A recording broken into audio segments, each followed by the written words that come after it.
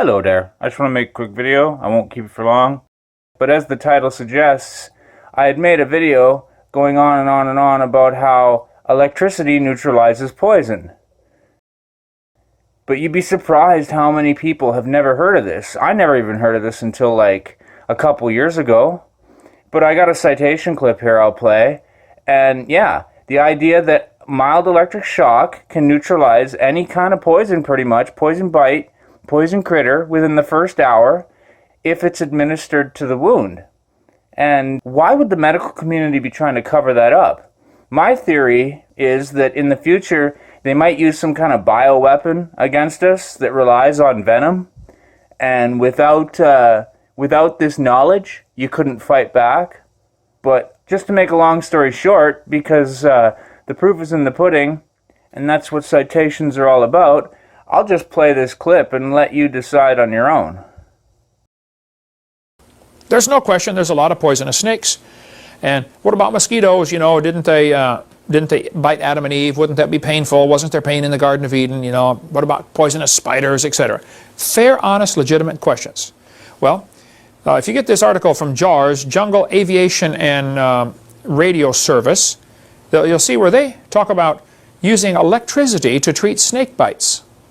Dr. Roger Gadarian in western Ecuador treated 300 cases of snake bite. The pain is gone in 15 minutes if shock is applied within 30 minutes. What they do is they use a stun gun, makes a little electric spark. If you get bit by a poisonous snake or a poisonous spider, they've discovered over the last 20 years, a lot of research has been done, a spark right on the injury site will neutralize the poison. They say if you get bit by a snake, do it in an X pattern. Once this way, once this way.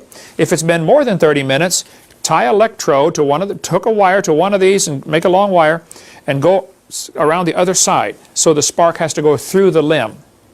If it's been more than 30 minutes, you probably should also spark halfway from the injury to the heart because the poison's traveling. A friend of mine said they had a lady come visit their place in Texas, and they had a two-year-old boy with them. The 2-year-old got bit by a brown recluse spider, which can kill a 2-year-old. Wouldn't kill a human, but it'd make you hurt for a long time. We got brown recluse right here in Pensacola. This little brown recluse spider bit this 2-year-old right on the thigh. Within a few minutes, it was swelled up as big as a softball and rock hard and red with a spot in the middle. The kid is screaming uncontrollably. This friend of mine talking to this lady, and she said, "What do I do?" He said, "I'll tell you what I would do. I'd shock it with a stun gun." He said, "I happen to have one, but I'm no doctor. I'm not going to give you medical advice. But if you want to borrow my stun gun, I would shock it twice in an X pattern." Well, she did on this 2-year-old. Within probably 30 seconds, he quit crying. In less than a minute, the swelling was going down. And in 3 minutes, he was back out playing. And in 15 minutes, you couldn't tell anything except the bite, little spot. I was out working in the yard by the drinking fountain, and I was down there going to pull the weeds out under that drinking fountain, and there's a wasp nest down there. I didn't know that. One of them came out, zap, stung me on the finger.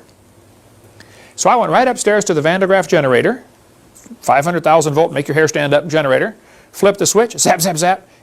Instantly, I mean, less than a half a second, the pain was gone from the wasp sting. I couldn't believe it.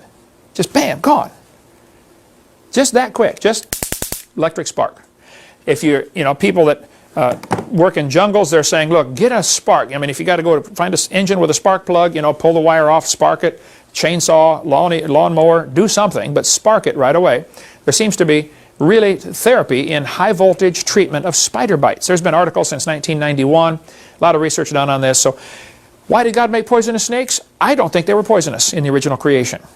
Carl Baugh, for instance, in Glen Rose, Texas, raised cottonmouth water moccasins in his hyperbaric chamber with a stronger electromagnetic field.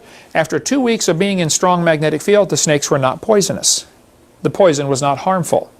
So you can study more on that. Water moccasins raised in hyperbaric conditions will not be poisonous. So maybe the pre-flood world, these snakes had a different function, because the protein they inject is actually nutritious. It's good for you. There's a lady over here at Calvary Baptist, I think you spoke in there, Eric, on Pine Forest Road. She was in a car accident, hit the windshield, broke her neck down deep inside her, between her shoulder blades. She goes in once a month, still today, for an injection of cobra venom. They take the venom from a cobra, stick it down in her neck, and give her a shot because it's a nutritious protein. I don't know what they did to it. You could ask her if you'd like. But And so, yeah, I guess that's all I got to say about that. The citation speaks for itself. Dr. Ken Hovind, I mean, he's a bald earther, but nobody's perfect. As far as, like, what he was quoting, those citations have been going back since the 80s. So I guess make up your own mind, ask around, research it, and, you know, I question why the medical community is covering this up. And, yeah. As far as him talking about the Bible, if you want proofs for the Bible, I got a playlist right here. There's no excuse to deny what's right in front of us anymore. So that being said, I'll just keep it at that and say peace out, baby.